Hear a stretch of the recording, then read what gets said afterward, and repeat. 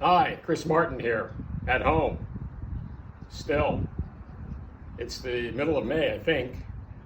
It's kind of like being on a cruise to nowhere. But I'm home, here with the family. Claire filming, thank you, Claire. Mom just took Dolce for a walk and Imelda the cat, so could be worse. Hope you're doing okay. Wanted to give you a little update on the family business. People have asked me if I knew of anything like this that might have affected the company in its 187-year history. And honestly, nothing quite like this. The company's had challenging times, times when the economy was bad, times when people were distracted by things like wars, and yes, pandemics like, of course, the Great Spanish Flu. But I don't think the company was ever mandated to close. There were times when the company got very close to closing, but we managed to pull through. And so we're in a particular situation now where there's some help. The federal government is aware of the fact that it's expensive to have a business and not be able to sell much of anything. That's not really our strategic plan. So I don't know what I can say that might make you feel better, but for the fact that, for 6 generations, the Martin Guitar Company has survived and occasionally prospered. And you are a part of that. You're a part of that family. You support us. You believe in what we do. We do what we do because of you and the music that you and your fans, your customers get to make on our great guitars. And there is something to be said for the fact that the guitar is a comforting thing right now for many people. And you see it when you watch TV, and in the background, there's the guitar. And after that person's done on their screen because they're working from home and they need to just take a break, they probably walk over and pick up their acoustic guitar or maybe their ukulele and play a little just for comfort. And that's the power and the beauty of music. And that's something that we're a part of. When I took over the family business, I struggled with what does it mean? What does it mean to be the next Mr. Martin running this thing that's very precious and fragile at the same time? I was never a born leader. Maybe some people are, I wasn't.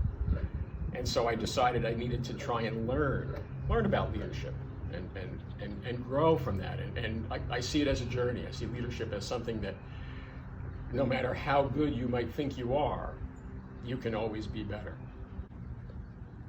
So I did a little research and I came up with something I'd like to share with you. And it made me think about myself, and it made me think about other leaders. It made me think about the people that we need and want to trust, who we have entrusted to guide us and lead us through this very difficult time. So I'm going to share this with you, and I'd like you to think about it. Maybe it will help you. Maybe it will help you decide who our leaders should be in the future. So this was from something called strategic leadership, which is kind of interesting because leadership by itself might get you somewhere, but you might want to know where you're going while you're going there. Strategic leadership is learned, right? We can always learn. So what do you need? Strong communication, of course. That's almost a given. Sometimes we take it for granted. It's challenging. And what's an important part of strong communication? Good listening skills. And Diane, my wife, she has a very clever way of checking to see how my listening skills are doing when she's talking to me. And of course, I'm diverted, I'm reading the paper or whatever. And she'll stop mid-sentence and say, "What did I just say?" So if you're a good listener, you can say, "This is what you said." And if you're a bad listener, you go, "Blah, blah, blah, blah, blah." Okay, what else? And this is one, talk about our wheelhouse, right? Because we love music and we love musical instruments. Passion and commitment. We've got that down, right? That's what we're all about. What else? Positivity. Of course. Now, I think that's a dangerous one because you can overplay that card. This is cool. Innovation. You know what it made me think about? It made me think about the dreadnought. It made me think about the 14 fret neck. Things that didn't exist on a Martin guitar in the 1800s. And because of need, because of necessity, we invented them. We invented the 14 fret dreadnought because that's what people wanted during a very difficult time called the Great Depression. Collaboration. And that's something, you know, I'm concerned about this retreating, this term nationalism. This is one earth. Yeah, we're one country, but we're one country amongst many on this earth. And if we can't collaborate, we're in trouble. And so here's a couple. I really want you to think about these, because these are the make or break ones. Honesty. Particularly in times of crisis, what's more important than honesty? Diplomacy. Talk about something you learn. It doesn't mean giving away the store. It doesn't mean getting the store.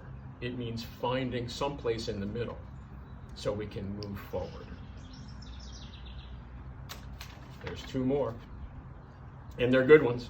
Empathy. Doesn't mean you have to be everybody's therapist. Doesn't mean you have to make everybody happy.